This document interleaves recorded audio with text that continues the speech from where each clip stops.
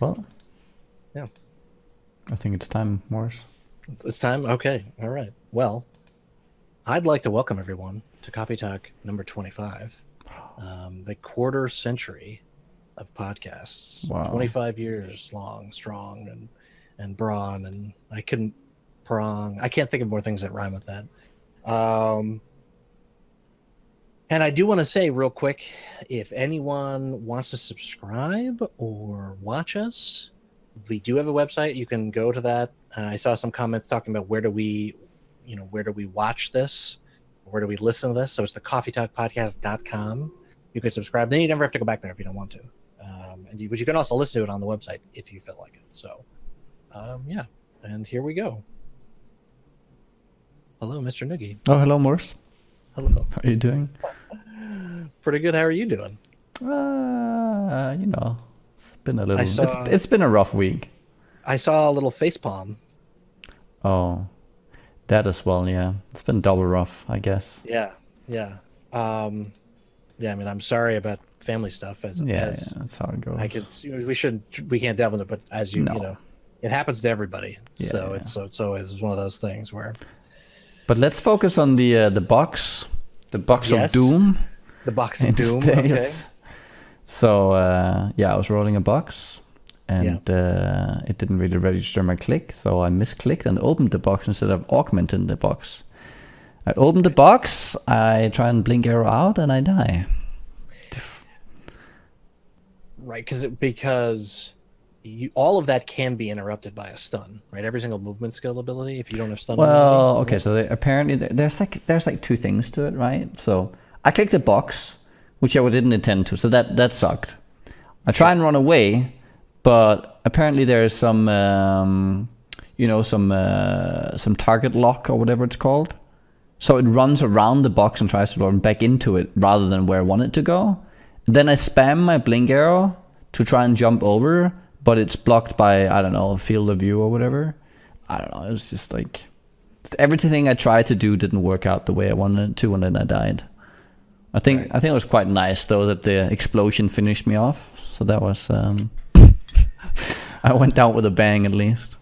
Now, it's interesting to note, I did see a couple of people in your thread, which had a lot of comments talking about how they think, or I mean, again, think or know or whatever. I just most people say that you can sometimes click currency and click a box, and your game like doesn't register that you picked up the currency. I don't. It felt like it, because I think to me it seemed as if I clicked it. But yeah, I don't know. Maybe I didn't hold down shift right at the right moment. Like there might have been like a little slip there, because I was kind of just doing the thing, you know. And sometimes you misclick. It just happens. Sure. Oh no, of course. I mean, you're clicking. I mean, wonder what are the average clicks? Like how many boxes have I opened at that point? Like 1,000. Yeah. Right, and then So like seriously, how many times do you click a day? 40,000. Like know. You know what I mean? And so it's gonna happen. Yeah. On the one hand, I like the change where you can stand far away from the box. That's the thing I do now. Yeah. Since I did have a couple of misclicks a while ago, they didn't kill me because I think they were all on block characters. So I was just like, lol. Yeah. But now that it's far enough away, I still misclick, but sometimes I've been able to save myself. Yeah, because you see your character start running, and you're like, you rush in and click again. Yeah. Yeah. I don't know. I mean, it's a weird. You know, it's funny. So it's one of these things where it happens to you, right? And I can hear people being like, "Well, there's nothing wrong with the system. You're just upset because you got killed this time." No, I wasn't really upset. No. Not by how I died, at least. That was like, that's just me making a stupid mistake. So sure, the system could be improved, though. I'm sure. I don't know how. I don't necessarily know how.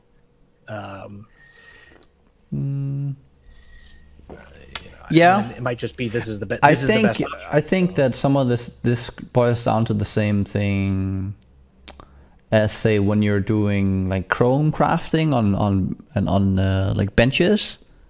Okay. Where you have to like click scroll and like all this weird stuff when you're trying to like when you're trying to craft something. You can't just Right. keep clicking in the same way, or it's you have to like go up and down, up and down, up and down. Like the whole system just seems kind of archaic.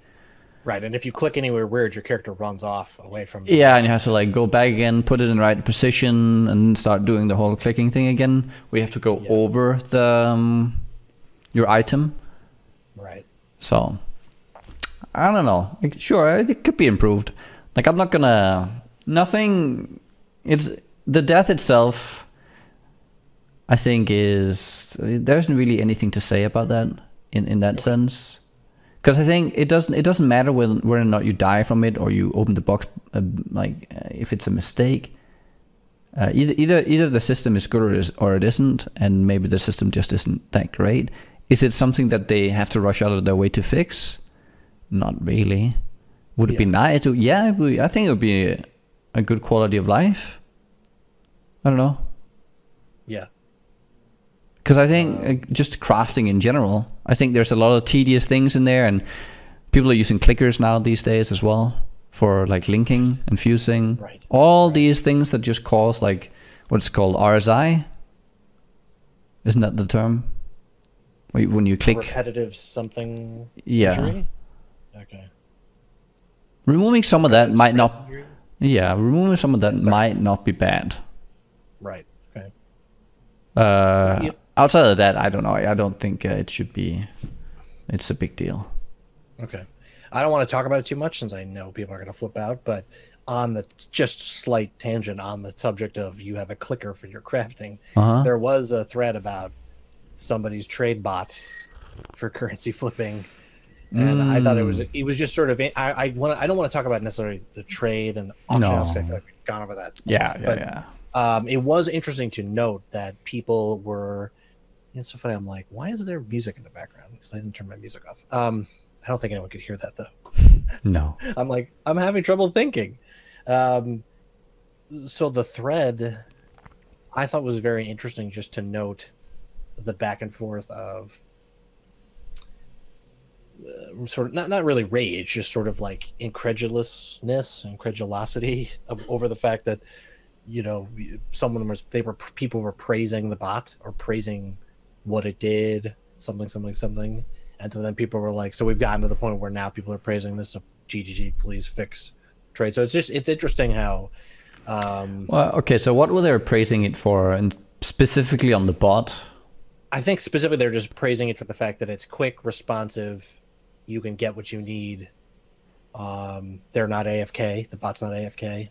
Okay. Things like that. The criticisms that are levied against the player base for the problems that people perceive.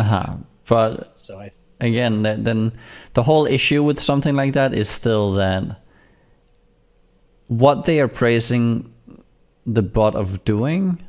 Well, there are like two things. Either you have it being the bot being the auction house, the currency auction house. It's the one thing, or they want the functionality themselves where they're automating their system, right? Where they're automating how they trade and all that. And at that point, well, then we're just back to, well, there has to be some kind of, I don't know, like it's the whole argument where you actually have to, there has to be a struggle, or not a struggle, but you have to make the decision, or there has to be some conscious decision of you going into doing that, and you just don't want to automate it. So it's no, go on. Well, I don't know. Did you see that? So the Xbox is now out. I saw that. It's released. So okay, that's cool. Mm-hmm. I guess I'm trying to. We need like a field report almost. We need a field reporter. On the Xbox. I've been like reading a few posts and such. Okay.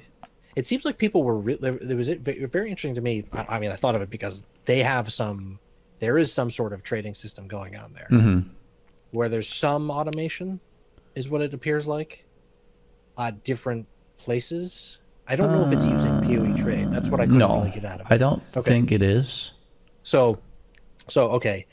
So it's like they have automated, I believe, one or two steps of the process, but you still have to show up in your like hideout or something, or you have to like click the screen which maybe you can only do from town, and see what people have tried to buy, and then you can click accept or something. There's something going on there. I couldn't really figure out exactly how the system worked. Okay, I read through some of it and tried. Apparently, I think there was a thread, right, saying, oh, this was not it. Let me just see if I can find it. Well, in general, I think the Xbox release was pretty well received as well. Apparently, there was like 30,000 people playing. Was that concurrent? I didn't see a number. I was actually looking for a number. I didn't see it. Then also, there was apparently some rage about pay to win or something, MTX or something. I don't know. It was I was actually honestly very confused. And there was a thread on Reddit talking about what? About the people perceiving that PoE was pay to win or something, which was really bizarre in the Xbox. Oh. I didn't really, and there was a thread talking about actually PoE's free to play. Like, it's free to play on the Xbox. Maybe I think they were. Well, I think if people come into the Xbox right now and they see some of the things, especially when you want to trade, because I'm pretty sure that on the Xbox you still have to buy to actually use the trading system and list things for trade. You have to buy the premium. Yeah. Right, so you kind of forced into it if you want to engage in the trading system, which everyone wants, I would assume, if you're not playing solo self-found, and most people are not. So I understand the point where you think that the game is immediately pay to win, because that's the first thing that you're faced with, the choice of whether or not to be able to trade. Right. Okay. But it's once you're over the first hurdle, there's no longer any gain. Right? So it's not like you can pay to win. Right? It's more of a pay to play. That's how I see it. It's a pay to play. Yeah. You can. I think it just seems it comes down to this whole thing where people want like a purity test. You know, it's you see it a lot in other walks of life where people, they're like, well, you disagree with me on this one point, so I hate you. But we agree on 99 other points. So wouldn't you rather be hanging out with the person you agree 99 out of 100 with, rather than focusing on the fact you disagree? So I think that the free-to-play purists hate the fact that we pay for any functionality that's beneficial to any part of the game. And it's like, okay, well, I don't even... My response to that is, stash tabs were literally the first MTX added was stash tabs in this game. Yeah. So like you should have quit the game in 2011 then, or whatever, late 2011. And if you want to use pay to play or pay to win as a, right, it's become sort of a stigma on any game that bears that. Yeah. Right. Historically, when you look at games that have a bad track record with this, it's because they allow you to skip content. Right. It allows you to skip actual gameplay to gain power. This doesn't really do it. It just enables you to partake in one of them. Yeah. You still have to go out and find the items to sell them in the first place. And once you have it, you have it. So. Well, and I do think that part of the problem is if people are very new to PoE, I think that they'll come in with the other developers. Yes. Way they do MTX, right? So PoE is definitely more expensive MTX. Yes. Right? And that's true. Sometimes it's exclusive, right? So so people are like, "Holy shit! I have to pay $35 for armor," and they think it's a scam. But then it's like, wait a minute, that's really it. Some of the armors are exclusive to now, and there was talk of making them, I believe, 1/10 or even 1/15 as expensive as they are, but they were they were skin transfers. I believe was the thought at one point. And they very quickly changed from that because people were like, no, we don't like that. We'd much rather pay more. And so it seems like, I mean, I think that's why. I actually think that's a big reason why the permanent skin transfer has never, I mean, besides the fact, I guess, is the system too, but I do think that's why it was never focused, because they were like, okay, well, people actually really want high quality armors and they don't mind paying $50 for them. They buy one of their 2 of those a year. So, yeah, so I do think there's some just lack of knowledge of what's going on, because again, well, I have my problem. you're obviously players are gonna have they're gonna come in with the mindset of whatever they've been used to, right? They're gonna think that a microtransaction, like whenever anything is monetized through transactions, it like there's a certain way it's done, and so that becomes the immediate perception that this is how it's also done here. Yeah. I don't know. I think aren't people good enough in general to like push back, like the community as a whole, whenever stuff like that comes up, to let people, like other new players, know that this is not the case? Oh yeah, absolutely. No, that's why. Yeah. Like I was saying, there was a thread sort of explaining Yeah. a little bit about it. So right, we just have to, whenever there's a new surge, a surge of people, a huge influx of new people, well, we just as a community just need to like educate them on how things are done, if we do actually believe that they're done in a better way, right? And I think we are doing that, or at least the community is. So that's great.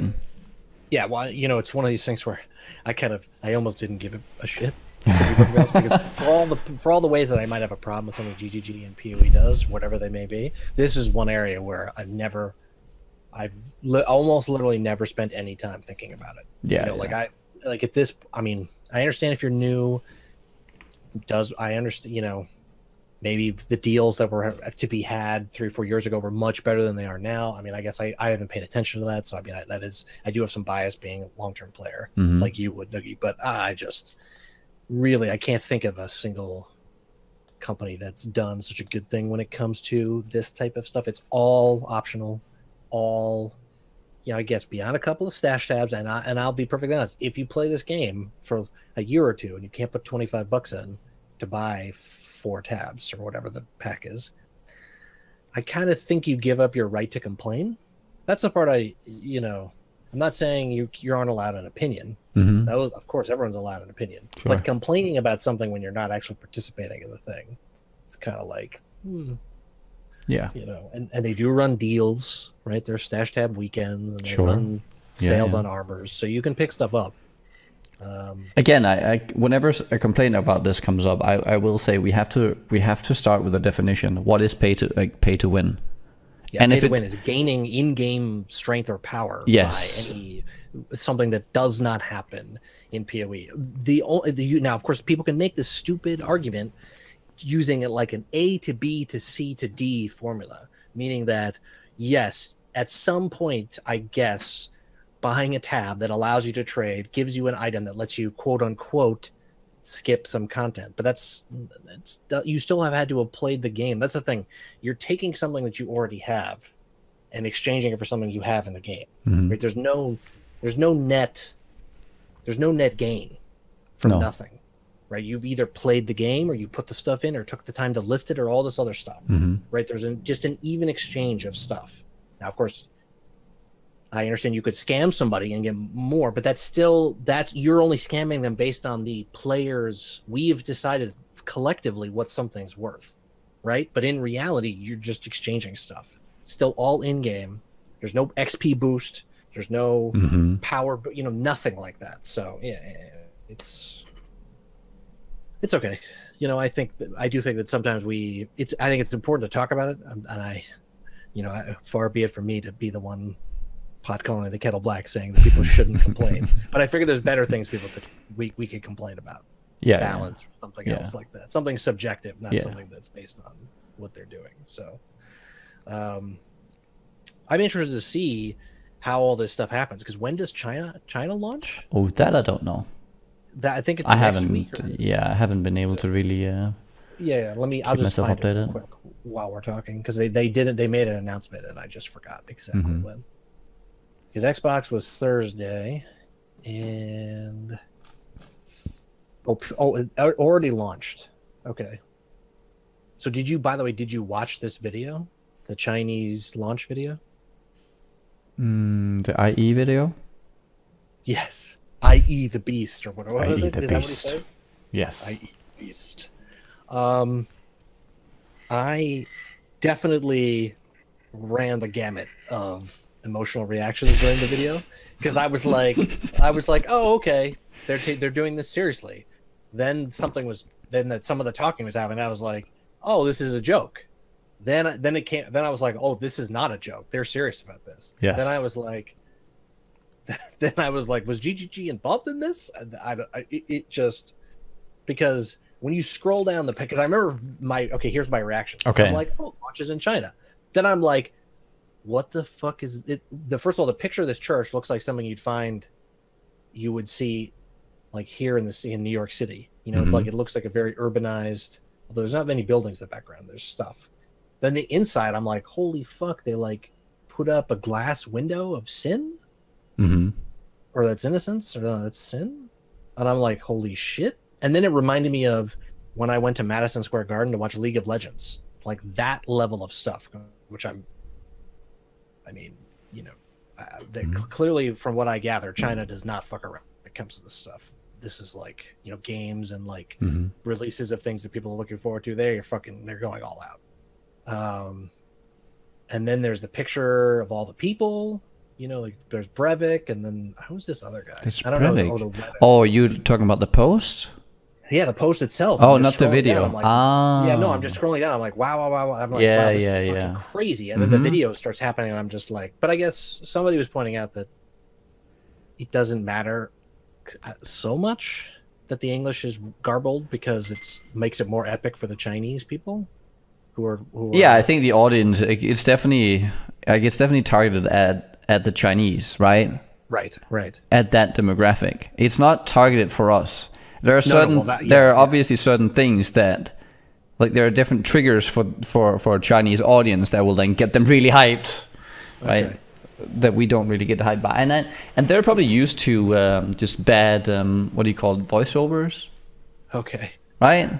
So they can't. I would assume that most Chinese people would have a wouldn't really. Obviously, this might be, I don't know. This might be totally off, but I would assume that most Chinese people don't have like great English. So okay. I would have thought that people playing games and who were like into PoE would actually have, on average, better English than. Okay, if you see any kind of game with like pro level play, how many pro players have a good grasp of English in general of the Chinese player base?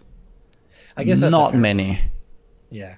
I mean, the only pro game that I've ever followed really is League of Legends, and yeah, I mean that definitely seems to be. And I think, they really, yeah, and that's at international events, right, where there's like the most amount of communication that like happens in English, in like any gaming format that they can partake in. So, I don't think it matters too much to that demographic at all. I don't think they just want the epicness and the power of the Ranger.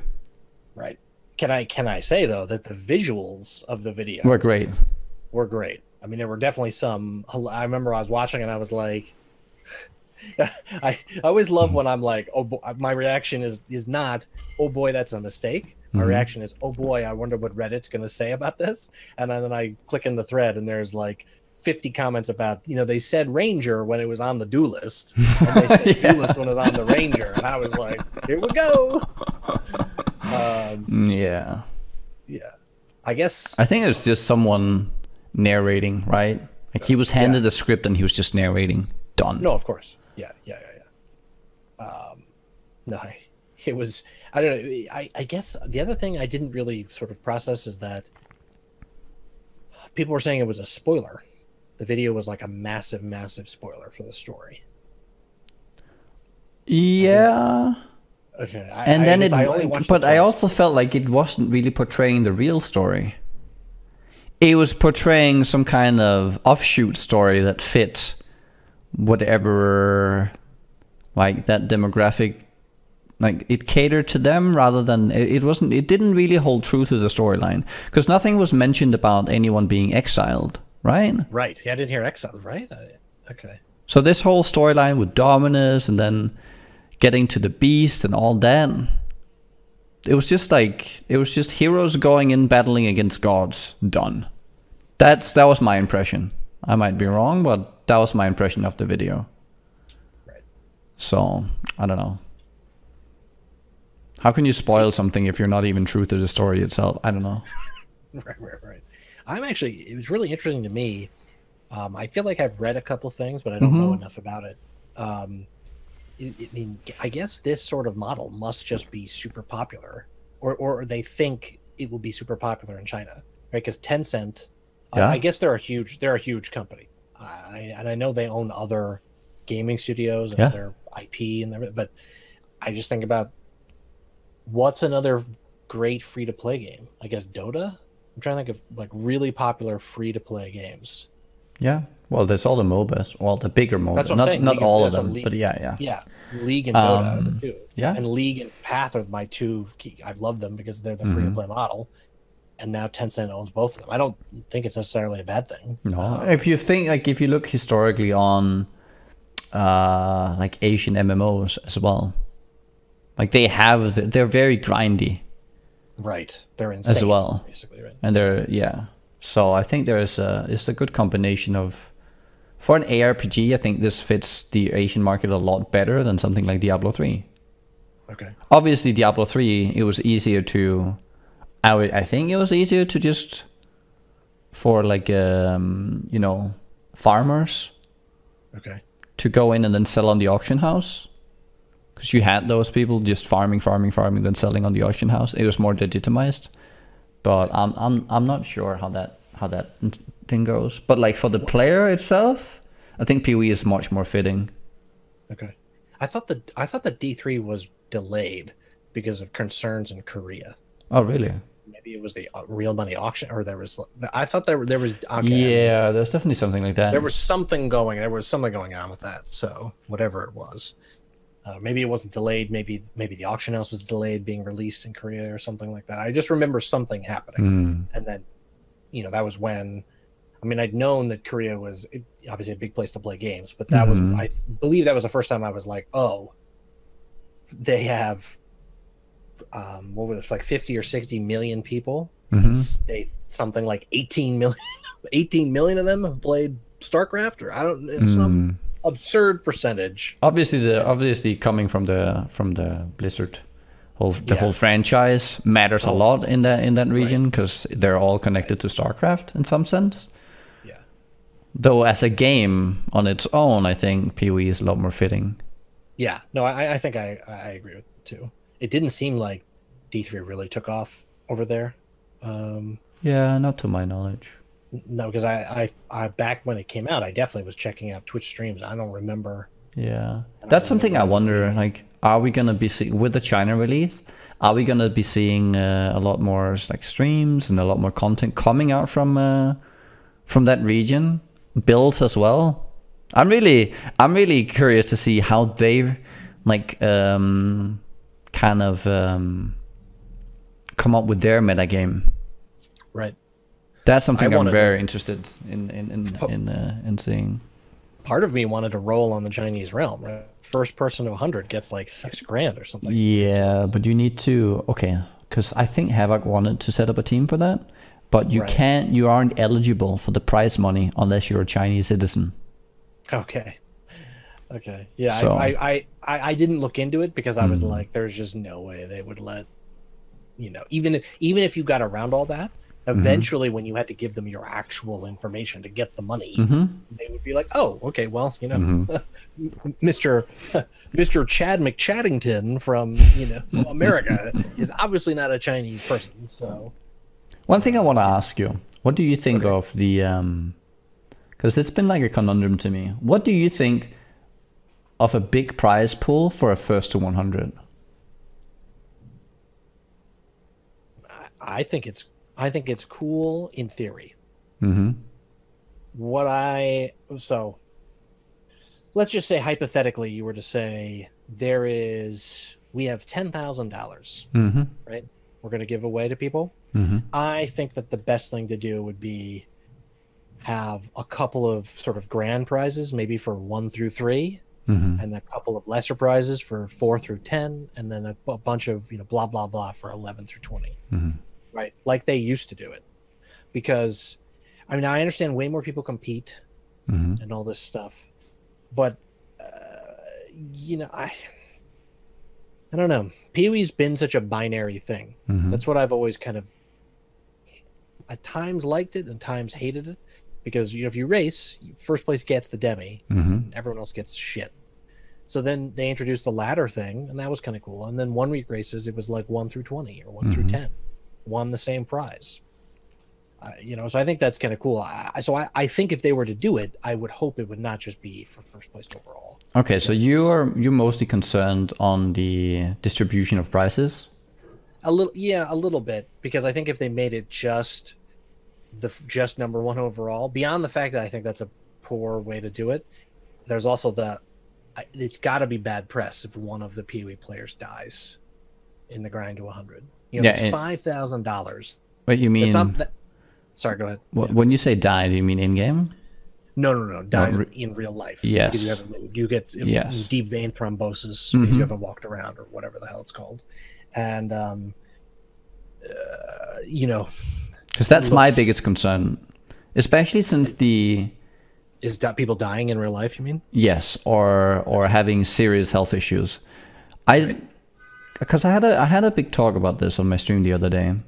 And because when you compare, because yeah, sure, you can race in a rally and all that, right? And there's a risk of death if you crash.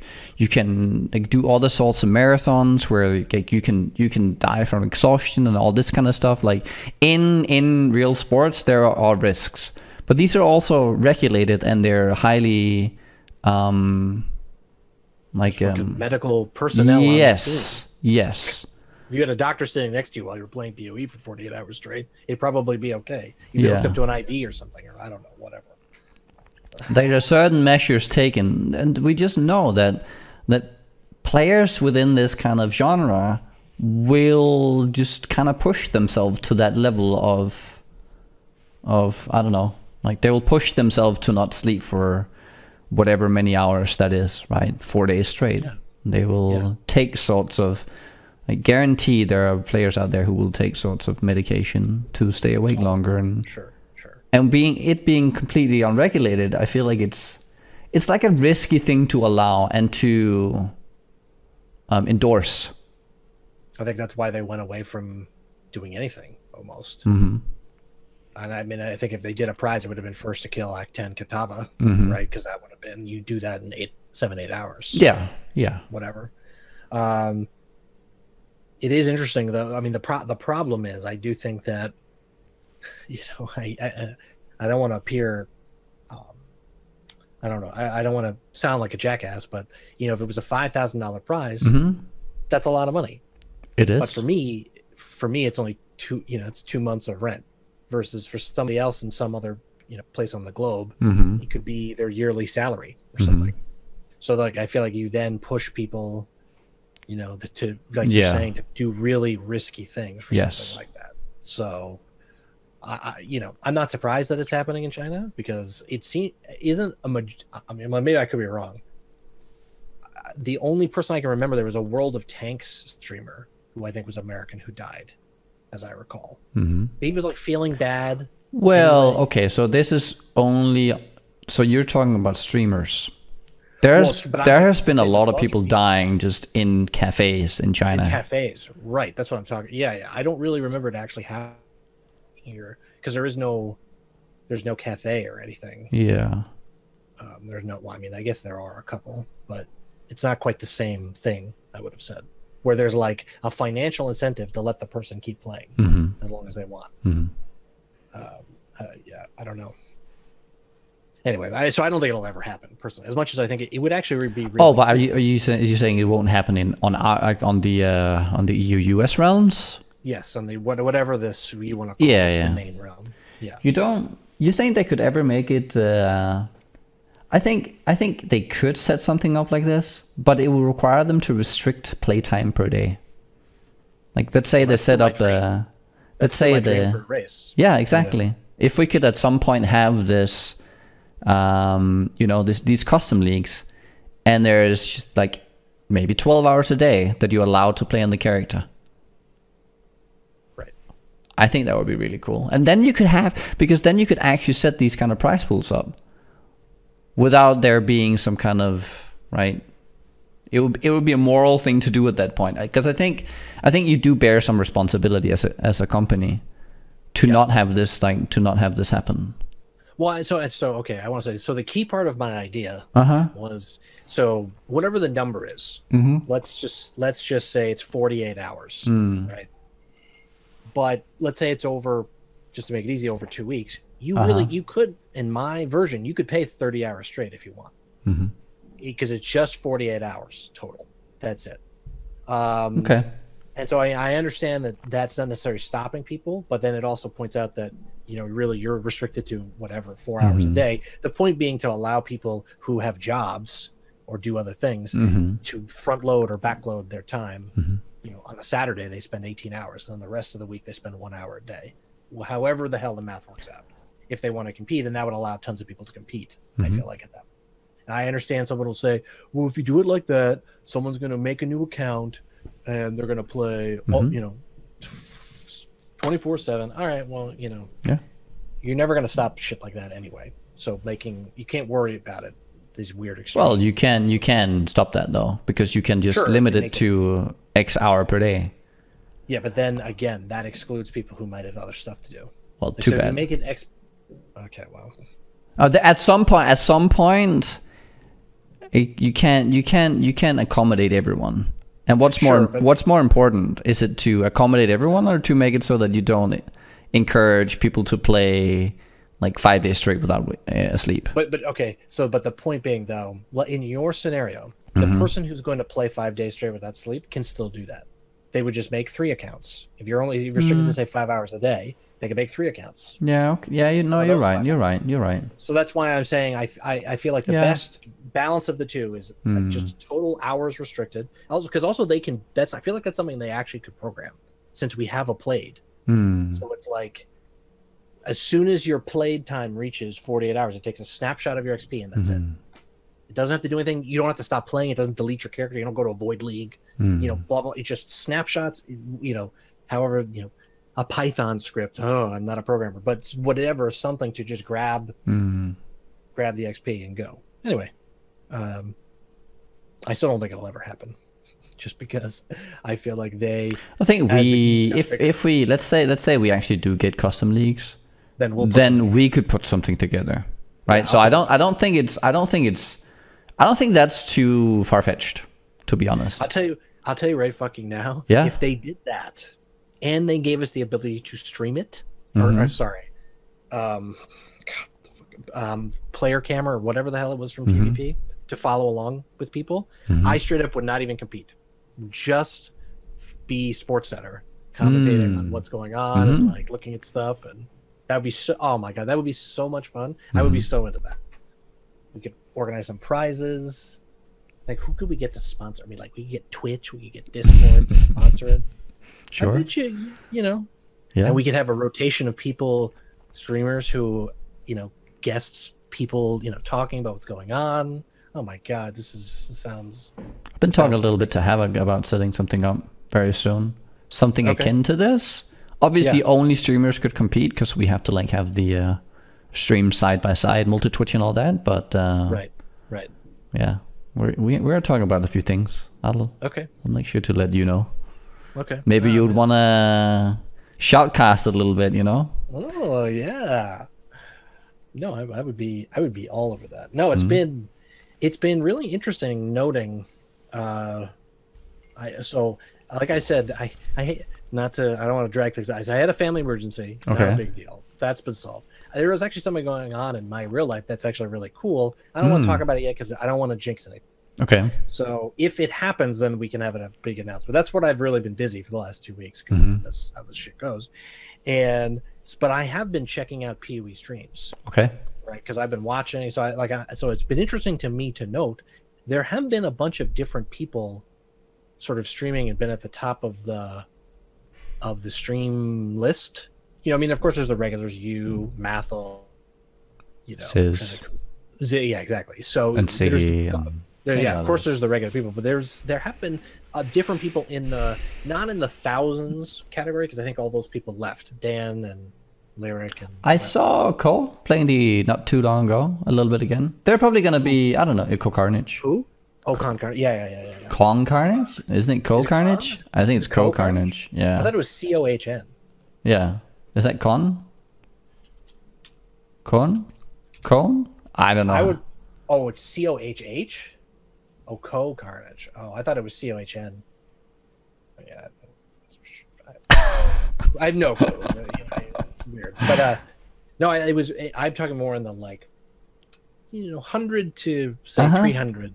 There have been a bunch of different people, so sure, it's cool to see different people streaming the game. So a lot of new. I've been seeing a lot of interesting new people coming in as well. Yeah. Right. Yeah. It's definitely. So you never know if we did a streamer thing, there could be a good 50 people participating. Yeah. I feel like also, I don't know if it's because and also anyone who would want to participate, if they could set up a good quality stream. Yeah. You don't have to have any other viewer than yourself, as long as the stream is running. Well, that's enough to be eligible to partake in one of these events. Yeah. Now, I think are people's computers better? Is that why people can stream? It seems like. Oh, you mean like why there's an influx now? No. I just mean in general. I remember a long time ago. I remember when I got my new, which that was like 6 years ago, 5 years ago, and I started streaming. People were like, "Wow, your quality of your stream is insane." And I would encounter lots of people who would say, "I can't stream because of X." And I feel like I don't see those comments as much anymore. I don't know if that's. I think in general, obviously the technology hasn't really changed, but the computer has gotten better.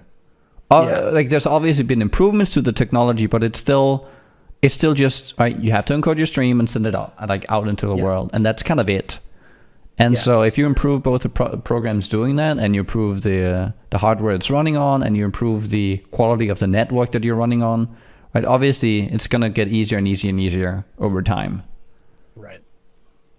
Yeah, I guess maybe. And everyone's like shadow playing now, and everyone, like all these computers are now designed for live streaming as well, right? You have these multi-core processors coming in with the intent to hit the market of the live streaming community.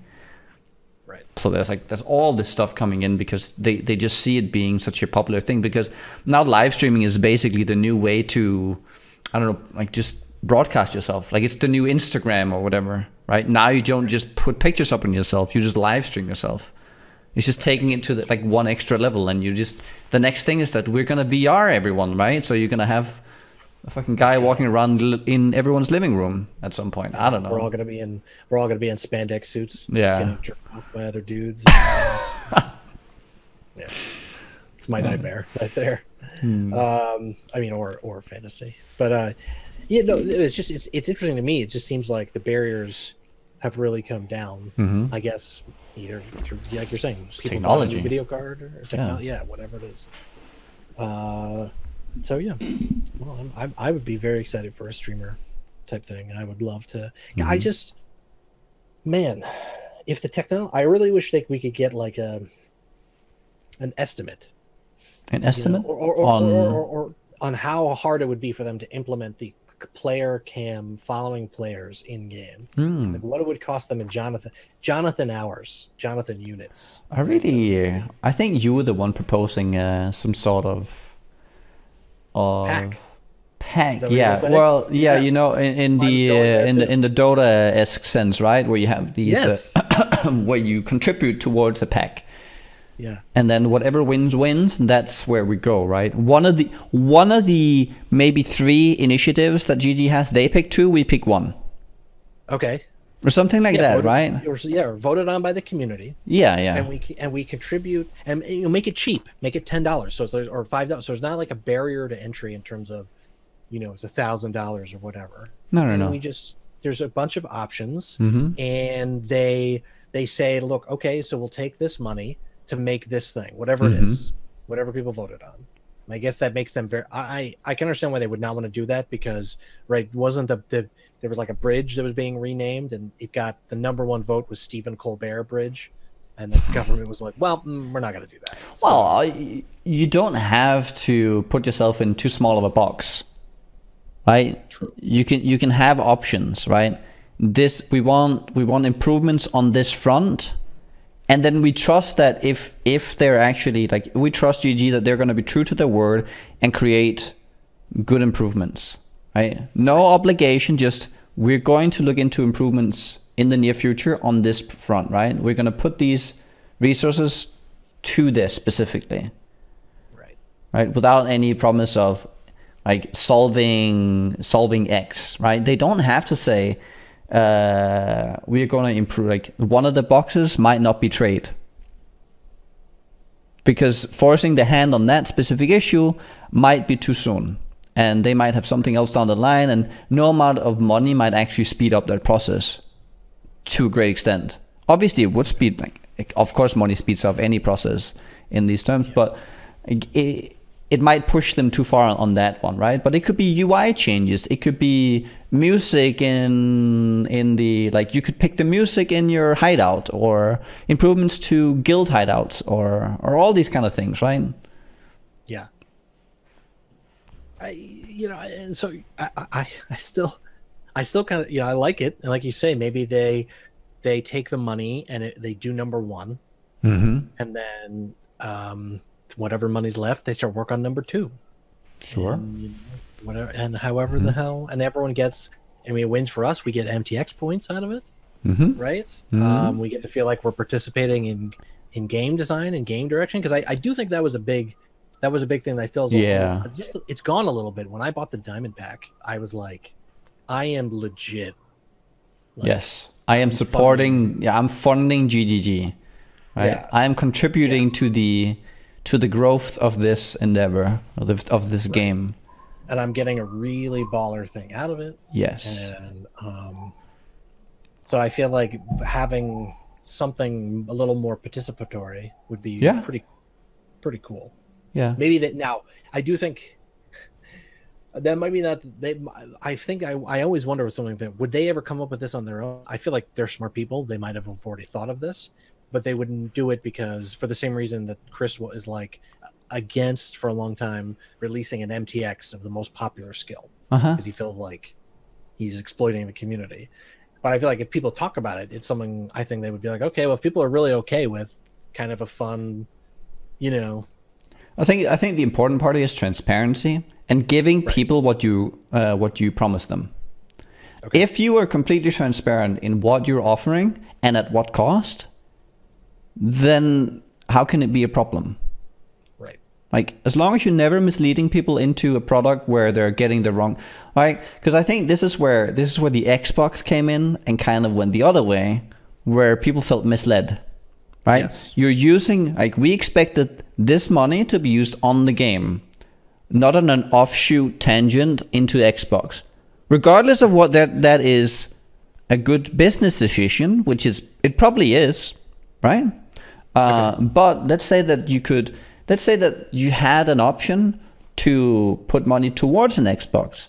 Well, then anyone doing that who would like to see that would then feel like, okay, they did what we wanted. But now everyone who were under the impression that the supporter packs were going towards the PC version, they feel like they were cheated. They were not being, like, GG was not transparent, all that, and that's where they get all the backlash. Yeah. And it's interesting when people say, I remember one of the arguments was, or responses to sort of that, the point you're making was, well, you're supporting them. What they do with the money is their decision. And you know what? My response to that is, yeah, you're right. Yes. I also never have to support again if I don't want to. And I will be perfectly honest. The fact that I had people would be like, oh, but I will fucking print my PayPal receipt if you really give a shit, that I supported like a week before they announced the Xbox thing. And I 100% would not have bought those.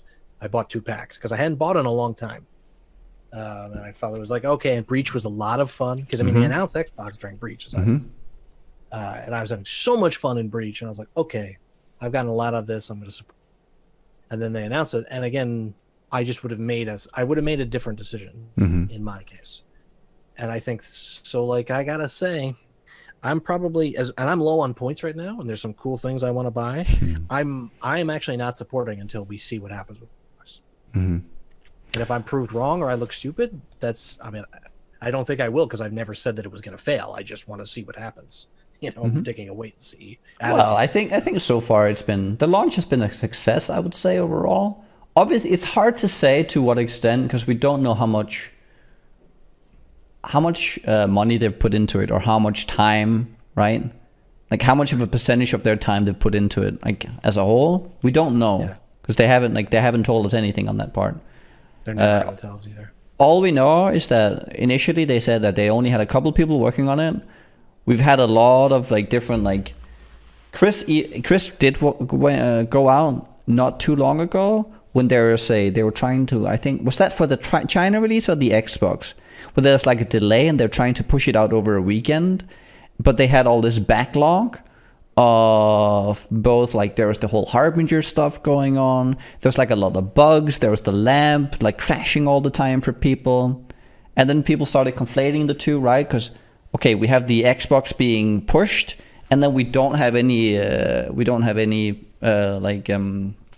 like patch hotfixes or anything for the prevalent issues. Are these related? And people just kind of put the two together, where Chris just went out, right, and said that this was not related, but it still gets in people's minds when we don't have the kind of the transparency and where the resources are going. Yeah. Well, yeah. I think that it's just going to be the type of thing where we're at this point, we wait and see what happens. Yeah. And I'm assuming we will get some information, 2-3. I mean, because they've got so many launches happening, they're going to want to clue people in on what's going on. I will say on a kind of, I'm a little, I hate to be that person, I'm always a little nervous when something launches.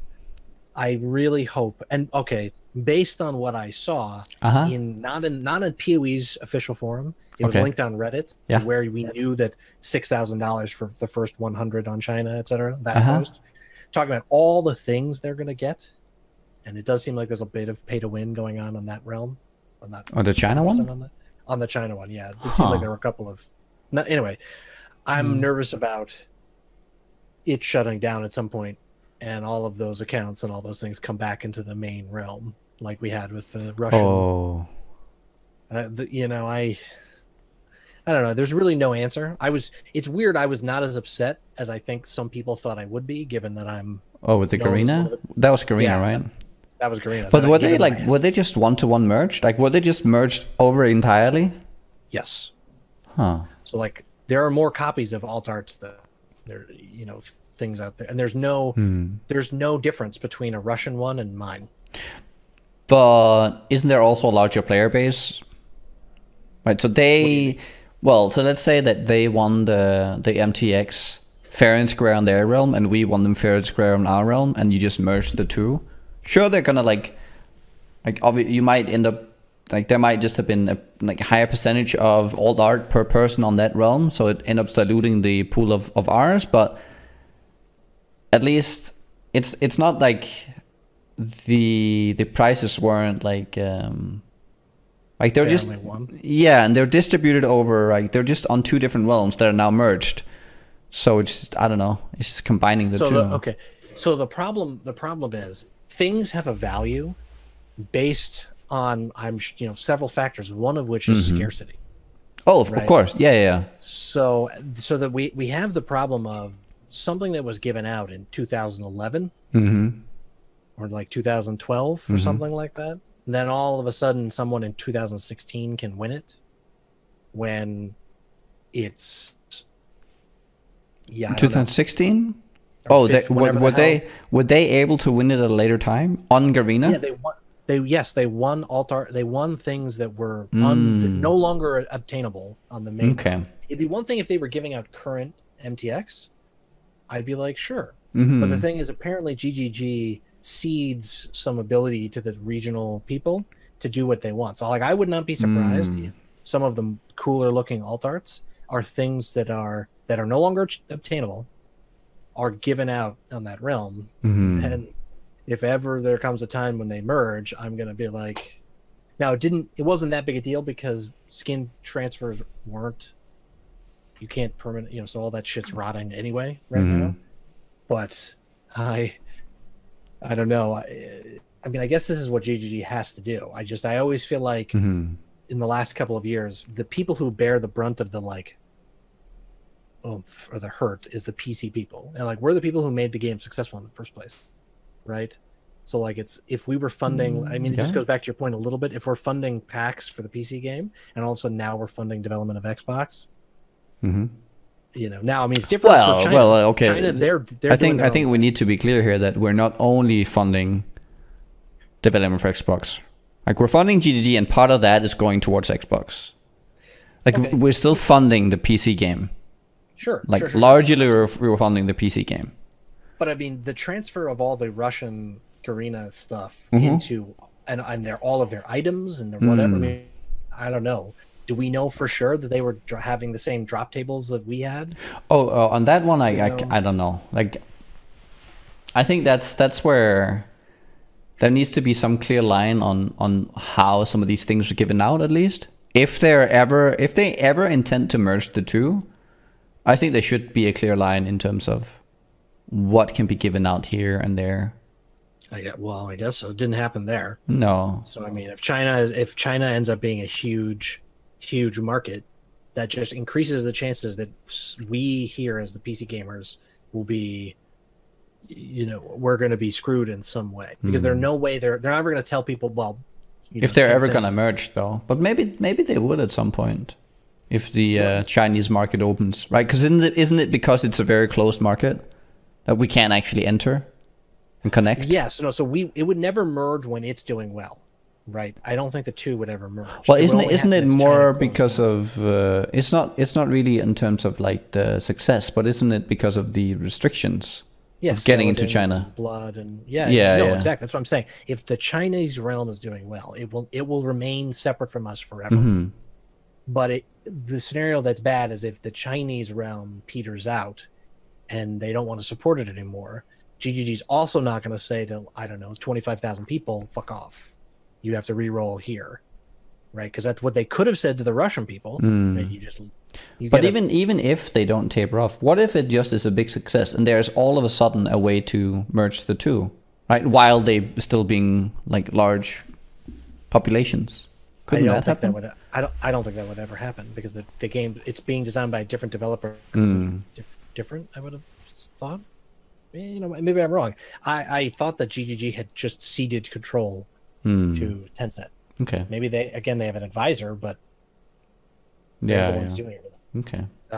So I guess you know, we'll see what ends up happening. Yeah. I wasn't really upset, I think, as I maybe perhaps could have been about the Russian thing, but it's one of those things where I'm like slightly annoyed about it for the rest of my life. Like, I don't know why is there nothing. Again, I wouldn't care as long as it said, you know, Russian or something like Garena. Yeah. On the item. Yeah. Because you know, it's and like one other thing I collect Legos. Sometimes they re-release sets because their sets are so popular, etc. And the thing is, and again, you know, Magic's another thing I collected. Okay, they re-released fucking Black Lotus. Doesn't matter, the alpha and the beta versions, which there were 3,000 and 10,000. Those are always those, right? Because there's they're marked and you can tell. And this is the thing this is what I never understand about them. They are like, there's the same thing about the foil version now, right? They're marked being foiled. Yes. So the original common chart is still the original one, like, or that is the 1,000 one, right? And now we have the foil version, and maybe there's like a new foil 0.2 where it's like even a new recolor, and you can see it from this part. And this is the part I never understand about them. They're so in love with Magic, which I want to point out, as somebody who played it, I do not understand why they think it's really transfers into PoE. Okay, because I think they're completely different things. One is about, yes, there's some knowledge, but it's also about how big your wallet is, and that's Magic the Gathering, which is what I fucking hated about it. And even though I was playing since forever and had all these valuable cards, I don't think that that's the right way to do things for a game if you want people to participate.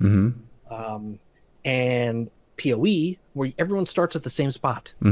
Right? So they've already divested themselves of that, but yet they still love the Magic the Gathering part. Okay, so they're so fucking in love with Magic the Gathering, and yet they somehow don't understand that part of what made Magic the Gathering so compelling to people is people want to collect the old things. They want to have that stuff. The reason I was able to sell my old Magic cards is because people are fucking, like freaking out. You speak to the same thing in PoE though, right? That's why Yes. when you're offering exclusive things, people will participate because of that. Right. You are going to participate in a challenge because you know that there is an exclusive thing to only obtain now, a sense of urgency. The same thing with cards, right? You have this like, okay, this will be worth something maybe later, right? So I have to get it now while it's still available. Yes. Yes. Regardless of that holds true. It's just the psychological part of it. Right. And yet somehow I still don't understand. They did the Garena thing in such a way that I don't know. It was just, it's one of these, I don't know. Anyway, everyone does it to some extent. They have something that they really care about, and they're not necessarily hypocritical, but at some point they just are like, well, whatever, we can't do it. And I guess in the transferring of all the accounts, having to go through and mark items, you know what I mean, to change them would probably be cost prohibitive. I understand all that stuff. I still think it's just one of those things where it's not a good, to me, it's not a good sign for the future of some of the, because if they really, if Magic and collecting and they're trying to bring all that stuff into PoE, then holding true to that stuff is very, very, very, I can tell you right now, as a Lego collector, if they released a Lego set and they made it, because they have the ability to make old sets, but they choose not to. Oh, of course. If they were ever to release something that was an exact copy, now I guess there'd be ways to tell, but I'm just saying, if there was a way to copy some highly valuable set and they could flood the market with it, there would be so much outrage over that. People would go fucking, and the thing is, the same arguments we represented that there would be, like if that happened, and it did kind of happen in PoE, people bringing it up, there'd be this whole cacophony of people being like, fuck you. Why do you get to have it and I don't? You know what I mean? There's always that thing. But the thing is, in order for something to be special, there has to be some type of exclusivity or something to achieve or whatever. So I don't know. It's surprising. And the thing is, they've done this with MTX. We've talked about this before, and like I was surprised. There's been some MTX that are very, very similar to a previous MTX that they said was never going to be released. And so I understand that there is some economic point to it. It's just sort of, I don't know. It's just interesting. Yeah. And so all I'm saying is I get nervous, even though I think it's really great that the China launch is happening. I think there could be some real positive things for us in our community. I am nervous that when they seed, does seem like they cede total control. So then there could be just really crazy stuff going on over there. Yeah, I don't know. Anyway, hopefully the income from that, I guess, will pay for some cool stuff for us. I guess that's what we have to hope. And if they do go like crazy over there and just hands out things left and right, like the merch might not ever come, in fear of just wrecking that there's just not a good enough merch to have because they're just different realms. Yeah. But I think if I'm to predict anything, well, I think it's gonna I think PoE is gonna do well in China. I would have said so too. I can't see why it wouldn't. Like the game just, it's I don't know. It just seems like a game that will do well in that market. And it seems like it's a good meld between, because I think even though there's this like idea of the Asian gamer that's like way more elite and way more like gold farmer or whatever bullshit people say. Maybe there's some truth to that. I really have no idea. But all I could say is that based on the fact that League is popular over there and most people regard Dota, if people were going to make analogies, League is to Diablo 3 as Dota is to Path of Exile. It's kind of what I get a little bit. And of course, the irony being that the League company that owns League is now the company that's doing the China release for PoE, which is interesting. But if you're following that logic, then wouldn't Dota be the more popular thing? But no, in fact, it's not. And I think there were other RTSs that were, I don't know, I want to say better than StarCraft, because StarCraft might be the basis by which all things are set, but there were definitely more maybe realistic or more other things going on, but yet it was StarCraft that took over the market. And so I feel like PoE is that good meld of there's hardcore elements to it, right? But then it's really, you know, it's pretty accessible at this point. Maybe it's tough for you and I to say that because we're, you know, longtime players, but I don't know, what do you think? I feel like the game is so accessible at this point to the sort of average person. I think it is. Yeah. I think with the new like when they pushed the tutorial and the encyclopedia, whatever that is, that went a huge way. Yeah. Or is it a codex? I forget exactly what they call it. I don't remember exactly. I looked into it the other day. It's just like a good tutorial of how to use like your currency and all like the basics are just covered. So that's good. Right. So it feels like this is it's very accessible at this time. Yeah. Yeah, to capture people who would play, but they can't get through the whatever first hour of the game. Like if you look at how all the variety streamers approach PoE, I haven't seen a single one of them like speak poorly of their experience throughout the 3.0 at least. You know, that's a really good point. Like even Lyric, who is majority just he likes story-driven games, shooters, and that kind of thing, where you constantly there's constantly I don't know what the word is, but like in those kind of games, there's constantly like a story going on of some sort. In PoE is you're more like you're just waiting for something to happen, rather, right? Yes. For the grind, and so he did have to go away from PoE since it wasn't for his audience.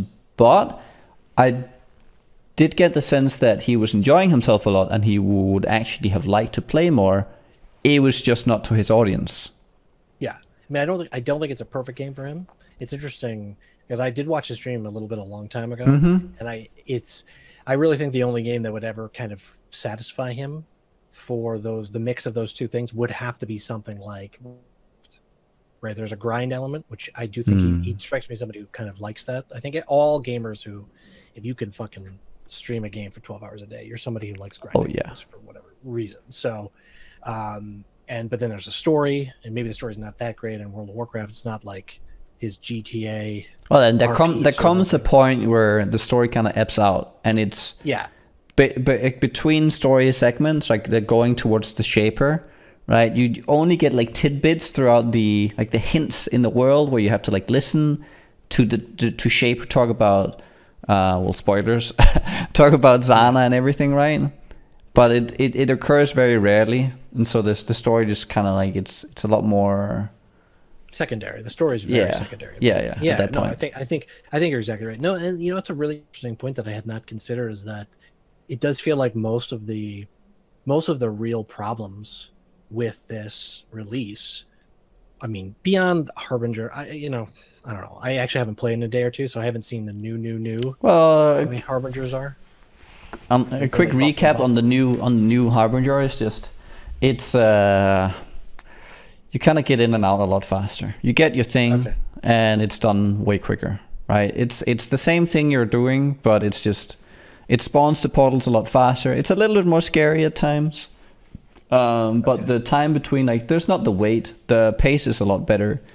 It's still kind of bland though, like when you look at it, like just on the Harbinger side. The orbs are still cool and all that, but the Harbinger stuff is kind of a little bit, you know. Okay. But at least it's not annoying. So.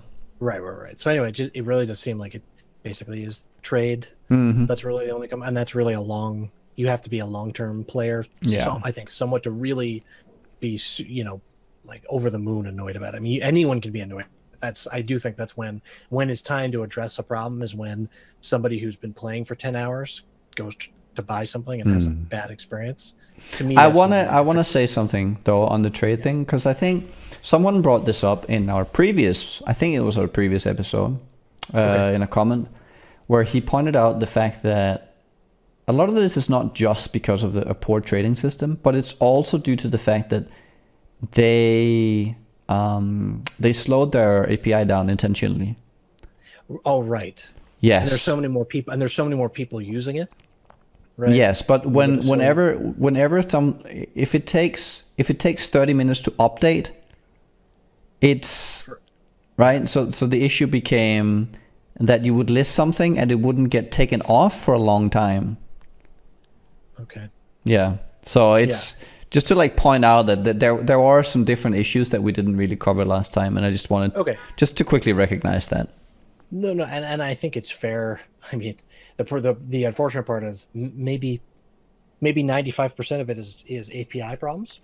And you see this problem does actually occur to like everyone, not just the 10 hours and then you go trade.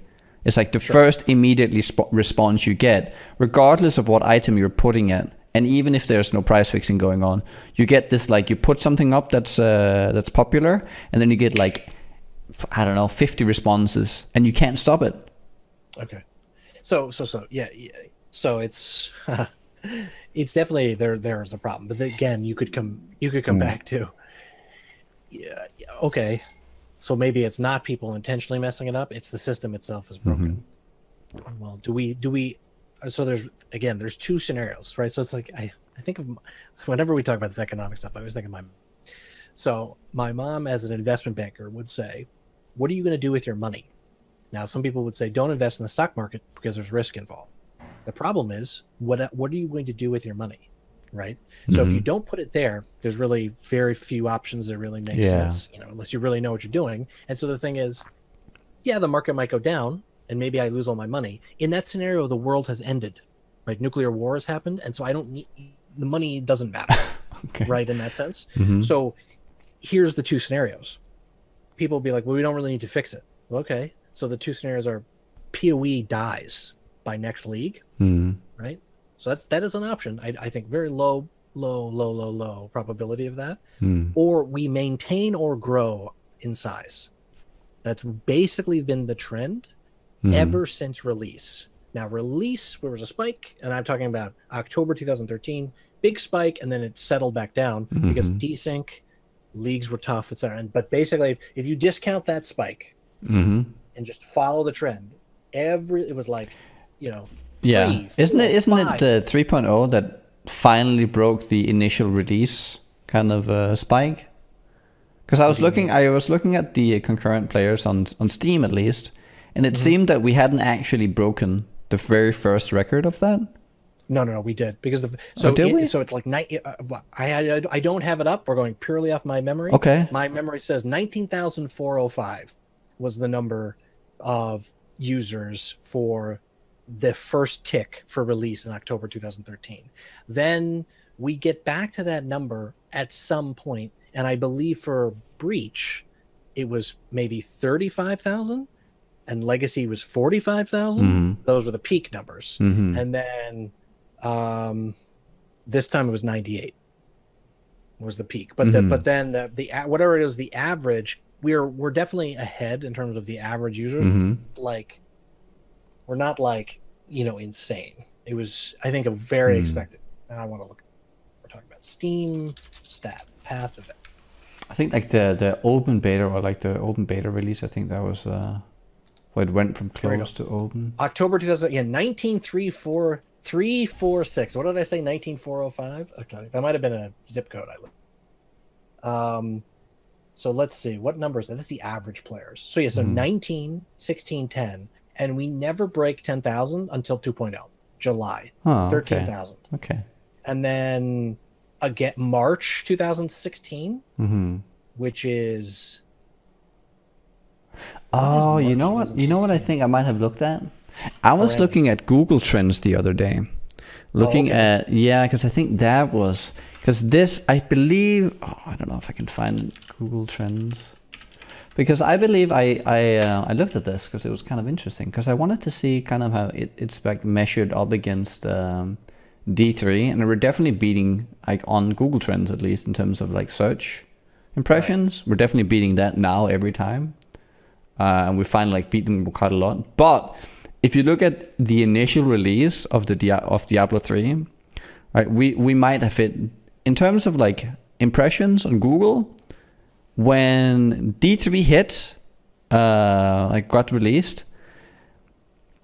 So that's May 2012, right? Yeah, something like that. I don't like, obviously. So that would hit 100%, like 100% on the whatever, or 100 in the, you know, it's like, I don't know how we call that, but that's the base. That's your basis. Yeah, that's your basis. And PoE has maybe like hit like 20% of this 3.0 release. I think it's something like that. But say what you're trying to say again, because I don't follow what you mean. Okay, so let's say the base is 100 for the initial Diablo 3 release, and then it like that tapered down to like 10% of that. Okay. And now PoE is like they're like at 20% of the initial. 20% of the initial D3 release. PoE is 20%. Okay. Yes, which I found kind of interesting. That honestly, that kind of makes sense. Yes, but PoE on impressions on that as well. The initial beta had like, we finally broke the initial impressions on Google on like how much you were searched. So back when beta released, I think it was when beta released, or when the full game released, or it might have been there was a big surge, and then we haven't broken that surge until now in 3.0. Okay, interesting. Oh yeah, here, yes, see. So December 2016, which is Breach, 24,000 average, 46,000 peak. March, which I believe is Legacy, which I actually think, even though I thought Legacy was cool, I think some people weren't as big of a fan of it. That was 28,000, and then 65,000. And then last 30 days is 42 and 98. Now, I mean, we haven't had a full 30 days yet to see if, I mean, these numbers should taper off. The average should go down. But I mean, it seems like it follows the trend, basically, because we basically got half again, and then half again each time in terms of the peak players. So yeah, anyway, it's definitely really cool. And I feel like PoE is also a type of game where the Google, it's nice. It's interesting that the Google things that you found, because to me, that actually, it's not a bad metric. It's just interesting to think that Diablo would be something people would Google. And I feel like Path of Exile, where there'd be a huge surge at once, right? Because there's Blizzard, their fucking commercials on TV. Like, I see Hearthstone commercials on like TBS. Versus PoE is really kind of more of a word of mouth type of game. So I would expect our Google impressions to be much more steady. Yeah, but there's definitely been there's a huge spike obviously on the release of the right, and then now 3.0 was huge. You definitely see a big difference in comparison to the recent like trend in PoE at least. Right. So this was pretty. Oh, go ahead. No, I was saying I'm actually really surprised that GGG's never done a like coming back player thing. You know, like, I mean, I guess the thing is, it's free to play, so they would just have to give the pack to everyone. But like, I'm trying to like what they could do. Yeah, you know, like to attract people to come. Really, maybe there's no need to. You know, given that, let me look here. So, what is the absolute lowest point? So, the absolute lowest month on here is. Let me just confirm that. Oh, yeah, it has to be. So the lowest month is June 2014. So that is the fourth month of Invasion. Because I think Invasion came out in March 2014. Yeah. So it's interesting. So even though there's all these people that talk about Invasion, I mean, I guess that was also was that one of the last leagues where it was a 4-month league too?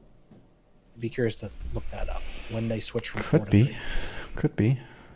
It's going to be that Beyond or Bloodlines for sure. Maybe I could be misremembering. Anyway, it's just interesting. So 3,900 was the average, and the peak was 6,700.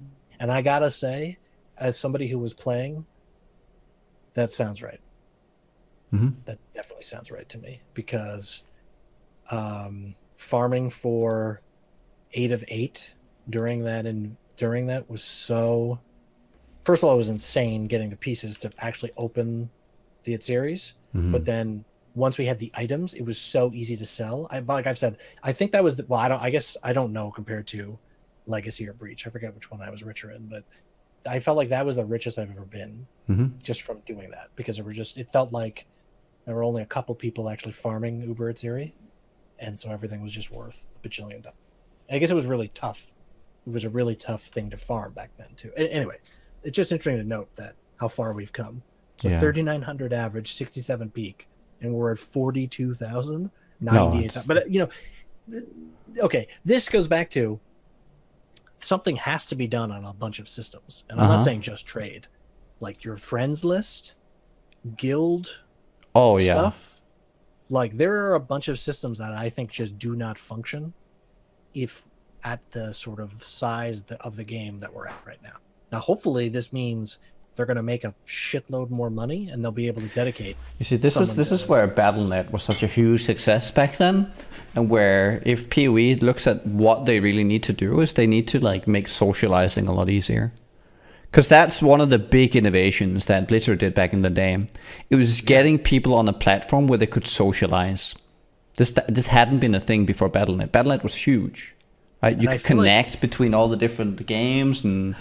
Right. I feel like when I watched not like a TED talk, but I watched David Brevik talk about launching D2. It was a YouTube that was linked in the PoE subreddit at some point, and I feel like I remember. Did they design Battle.net for Diablo? Diablo 1. For Diablo 1. I think there was Battle.net there. What? Oh, I don't remember when the first Battle.net came out. Here we go. Battle.net. Wikipedia. Let's see what comes up. Internet-based online gaming. Yes. What is this? Oh, classic. When the service initially launched with Diablo, November 30th, 1996. Yeah, so I mean, I feel like I've seen Brevik talk about. I remember now. Okay. There's some dude, and I don't remember his name, who I think Brevik credits with the whole fucking thing. He was like somehow this guy, again, this is where we love network engineer. The guy like revolutionized some facet of network engineering. Either it was something about how the hosting was done for the games. There was something going. I know. Sorry. The entire Battle.net was run out of one fucking computer. That's what it was. Just a regular PC. The entire Battle.net was run over this thing. Like probably because they didn't have the money to do anything else. So this guy was like, well, I better figure out how to do it on a, Pentium 386 or whatever the hell was the computer back then. Yeah. And he somehow managed to do it. And like, anyway, so whoever that guy was apparently is a genius and put this whole thing together. But yeah, I mean, I remember logging into Battle.net for the first time. I think it would have been Christmas that year is when I got Diablo, was for Christmas. Oh, I don't even remember it anymore. It's so long ago. First of all, I dialed in with my 56K modem. Yes. And then I was like, holy shit, there's like a chat room. Yeah, you could talk to people and it's like exciting. And yeah. And then, man, my mom talking to, what in the fuck? Because she came downstairs to the basement. You just cut out. What is going on? Am I still here? Yeah, you just cut out. Something about your mom. She came down and was like, who in the fuck are you talking to? She was freaking out about what was happening. So, good times. Anyway. Yeah. Yeah, so the question would be, what would PoE have to do to recapture it? I don't know. Because I actually think that, so that's when a good Hideouts question. Came out, when Hideouts came out, I was not in favor of that. No, I think that was a mistake as well. Because it took away from the, right, you didn't have a way to show off, right? There wasn't like a big, what do you call those rooms? Armory or something? I don't know. I remember when I would sit in the lobby and I would look down the thing and you would see the 99s. Oh yeah. And you're like, wow. And then you kind of like look at his gear and, oh, what's he wearing? And like, just, I don't know. it's kind of having a place to hang out and show off of your escapades, your exploits, and all that. Well, that is one thing that Blizzard definitely gets, right? Because that's why there's Ironforge, right? You're on the Ironforge bridge or Stormwind or whatever. We did have that, right? Because it was Sarn. Yes, because it was just it's just wherever people kind of congregate. Congregated. Yeah. Because it's the easiest place. It just kind of flows naturally to be there. Well, it's just like my character used to stand in town, and I was bigger than everybody else, right? Because very few people had all of the demi shit to make your character bigger. Also, why PvP doesn't work, because people are not grouping anymore and just kind of wanting to duke it out anymore. Right. Yeah. Exactly. You got to usually get challenged all the time. I mean, I got to know, but you used to get challenged all the time when you're standing around town. You know, and people may or may not have copied your character, submitted it as an exile, and then won a thing. You know, so. Moore's first memed, but seriously though, I think losing that was definitely kind of a mistake. What do you think about what do you think on that, on what the epilogue is looking out, like how that's looking? Because I'm like, are they trying to like make like a big instance where people meet again? Yes, well, like if that's where you go to, that's the trading bazaar. Maybe the epilogue, or whatever else that they can like put in there, right? Because they could just have different zones, different districts, or whatever, and you could branch out on different missions from there. That's what it just felt to me as this is like the perfect spot where people just end up and meet, and then there's this whole like hub that branches out from that. Yeah, there's so much opportunity for that, at least. See, and I'll tell you right now, I think the hideout thing was a mistake in terms of everyone gets their own.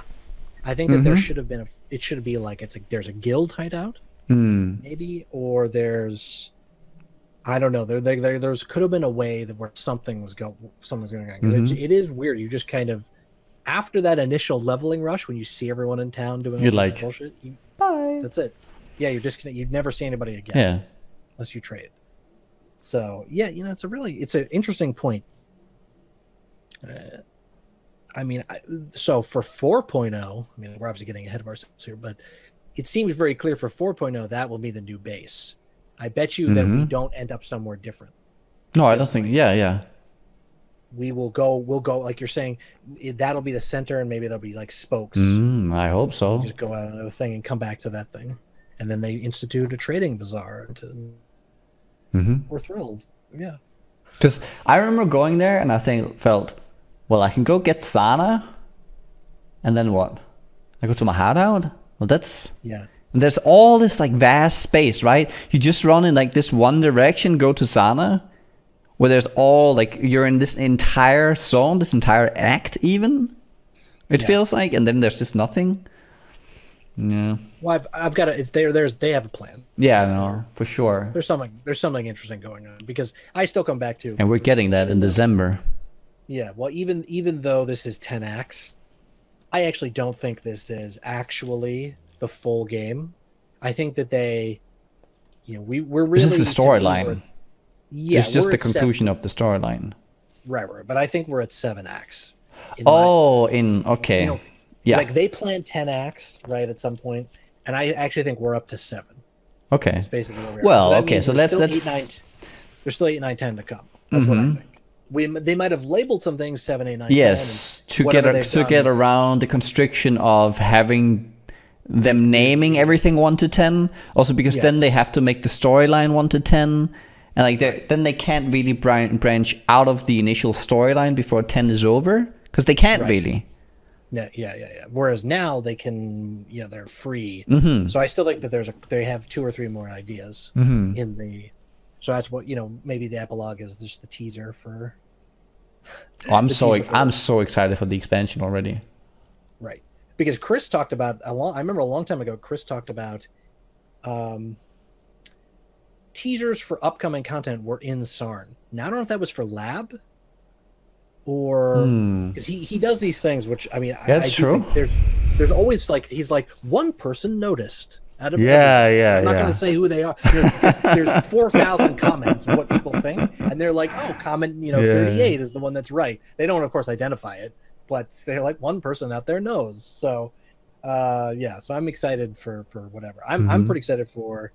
Oh, we have to keep close attention from now on, right? Whenever they have a patch, to check whether or not something happens in that area. Yeah, that's a good point. Because that's usually how it goes, right? They implement like subtle tile set changes or whatever it is, like a statue or something. Yeah. Put interchange. Yeah. Can we just talk real quick? Were you? Okay. I don't know if we'd said. I just want to say, I've been playing SRS, and I still have to. I have to get a 6 link, but were you surprised that was the number one? Did we talk about this last week? That it was that really it's kind of the number one thing almost to level. Am I wrong about that, or do you think Dark Pact is the thing that most people are excited to play? It felt like I saw a lot of people doing it overall. Well, there's a lot of people playing SRS because it's just considered, right? The perception is that this is the greatest thing to play right now. Okay. It's definitely. I think. Well, I do think that it actually is the most versatile of all the specs right now. That just isn't the meta right now. So no, not too surprised. I think it was kind of where everyone was going. Get your Baron, you're good to go. Which is also why Barons are like what 200 chaos. Yeah, something. Yeah. Yeah. So I'm not surprised on the SRS. One thing I'm not surprised. I was just kind of waiting until it would happen. Do you see people are now saying, oh, poisoning melting faces is back. Yes, well, Mathels keeps his title is always something about poison. Mm-hmm. The last couple of days when I've seen his stream, and it's like this big revelation that you can actually still use poison. Yeah, I was never going to be surprised if it still worked. Right. I mean, it really was going to be it was never going to be medium, right? It was either going to be bad because they fucked up nerfing it, or it's still going to be really strong because they were cognizant of the fact that it was strong and people want to play it, so they wanted to make it stronger. I don't think I would categorize it as like, I don't know. I don't think it's like in the top echelons or the top tiers of builds out there. I think it's just a strong build. It's a strong archetype that you can play, especially with the new uniques that they introduced that people just didn't have enough time to really, right? So the initial reception was poison sucks, but nobody played around with the new items, and it was pretty obvious when you saw the wasp. I think it's the wasp nest, the claw. That's pretty crazy. Yeah. For anything like that. So there's definitely there's all the tools that you could take, and then it just took someone to actually make the build to show it off. Well, that's always how it goes with people. Yeah. I think there was one more thing that people were playing with. I know that there was poison, and there was another thing I was surprised about seeing. Well, not surprised, but I was kind of just waiting.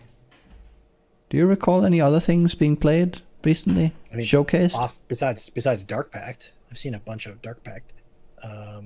Oh yeah, there was definitely a build of somebody. Oh, I just saw someone posting a Hoa build, because that was all like he was playing a hybrid Hoa build. Okay. And he killed Shaper, and the damage was good, which was something that, well, I don't think if anyone really deemed it dead. Some people did, because you can only use one of them and all that kind of stuff, without taking into the fact that now you can also use shield, and shields are actually very powerful. Right. So yeah, I'm glad to see that that people are bringing out some of and showcasing some of the builds that were considered just kind of like gutted in a sense, and they're being brought to the forefront to show that, well, it's not all just about having 10,000 ES to make anything work. There are powers in certain builds without that doesn't rely on being ES based or being whatever based. Right. Yeah. Well, it's been interesting to see that. What was I saw set on, I think it was linked on Reddit, about 3 of the top X are actually playing CI, so the CI usage is way Oh, it's down. way low. Yeah. But that also comes down to perception, right? If SRS is perceived to be the best, and like there's just this, you will not gravitate towards something if it's like perceived bad. Would you? Would you go with your starter build as a CI if the general consensus is that it's dead, and then the general consensus is that SRS is the greatest thing known to mankind now? Right? What are you gonna pick? Obviously, you're gonna pick the life-based SRS route because it's just being presented as the best. Well, I think my best geared character, one of my best geared characters, was the last time when CI was Ascendant, and I just decided I didn't want to play it, and I made another Iron Will character. And I don't remember if that was Bladefall or Freeze Pulse. It was really long ago, but it just gear was so available because it's interesting how, and you talk about it.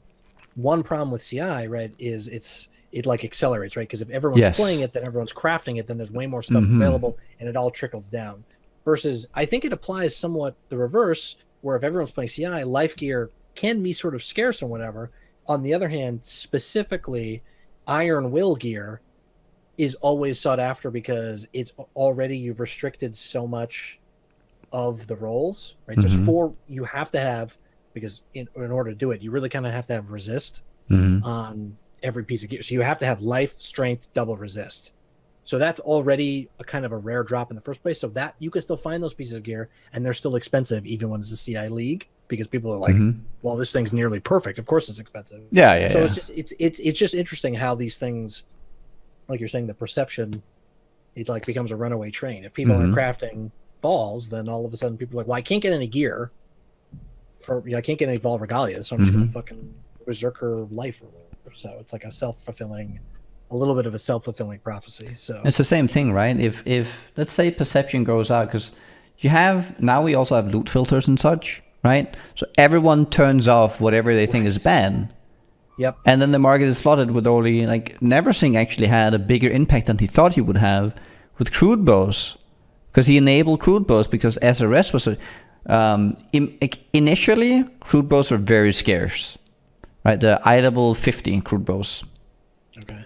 And then he turned it on, and then the price went from like 20-30 chaos, I think, down to like an elk. Right. Because now people see it on the loot filter and they pick it up. Yeah, and I just say it? I mean, maybe my experience is anecdotal, but people, could have been watching my stream for Breach and Legacy, both places, because I was at the top of the ladder. I was IDing all sorts of shit that most people don't. And so yeah, I wasted a little bit of time, but I also sold a 6x fucking Karui chopper second day of the league, and I sold so many tier 2 ES shields, but they had 350 ES on them. So I mean, yes, I wasn't asking 10x for them, but I was asking reasonable, I don't know, 30, 40 cash, whatever. Made a shitload of money because the loot filter is not showing that stuff. They're not even IDing some of this stuff, and it's like people put on the Uber strict immediately, and it takes there's only so many titanium bases that will drop, and if you're IDing, especially early on where there's a huge need for ES shields, say, and if you're picking up every base and you hit that every once in a while, well, you essentially get to elk like 4 extra items per map versus the other guy. Right. Because it's essentially just an elk thrown on a slightly worse base whenever you ID something. Yeah, and I mean, I think I forget what the titanium base is, 105, and I think the next one is like the Vol Spirit Shield or something. I don't remember exactly, but it's like one of them that's a tier 2, or I don't remember now which one has 15 spell power and all this other bullshit. Anyway, the point being, though, some of them are actually quite appealing. Even though because they offer something else. They offer something else, and it's like, okay, 350 ES plus 15 spell power. Well, that's not bad. I would not replace this until I made a perfect item. So that's kind of that can be worth buying. You don't ever have to think about it. So yeah. Anyway, I've been reflecting on the loot filter stuff for a while, and it's interesting how it's become. I mean, Neversink has become, yeah, like he can like you're saying, can sort of set prices on things and stuff like that. No, again, on that I always suggest that people, because a lot of people have been asking for my loot filter, right. but I always customize them to my needs. Yes. And I think the filter blade that they set up, right, for his, where you can go in and customize for whatever you need, is really good, because he really tries to stay out of it. He tries to make it so that you see what you need to see, but he doesn't try and like sway people in a certain direction. Yeah. No, I wouldn't expect him to. It's interesting how you really get so much more utility out of it if you do it yourself. Like I know for a long time people would come in and be like, what are how you have so many uniques. Of course, unique is brown, and the thing that I have highlighted is orange. Yes, they're close, but they're not the same color. But the whole point is, when I see something in orange, I know that I should look at that. So if you set it up yourself, you're never going to have any of these problems. Anyway, we've talked about that before, but it's interesting how I feel like, do you think that they are designing towards the loot filter at this point? It feels like it's somewhat that's what's happening a little bit, that they're yeah, I mean, it's just so much stuff drops. You know what I mean? Like they're not even really trying to rein it in at this point.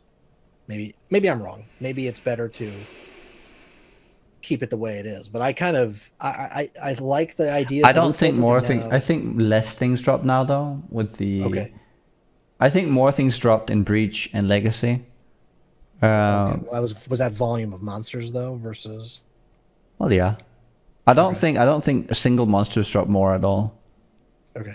I think it's just volume of monsters going up, and that's also why you had the craziness, because there's such a huge volume of monsters in the Harbinger in the actual map.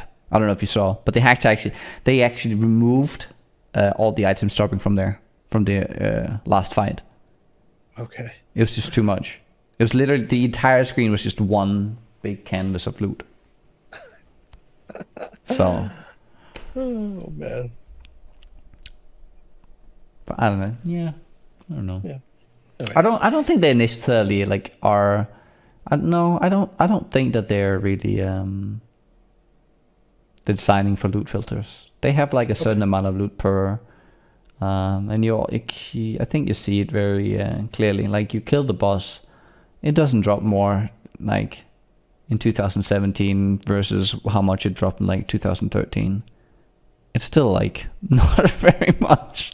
People just don't run like 100 quant and 600 rarity anymore. That's the only reason why you see less stuff drop from those. I think it's essentially the same amount. There's more. Well, I would say on average more stuff drop.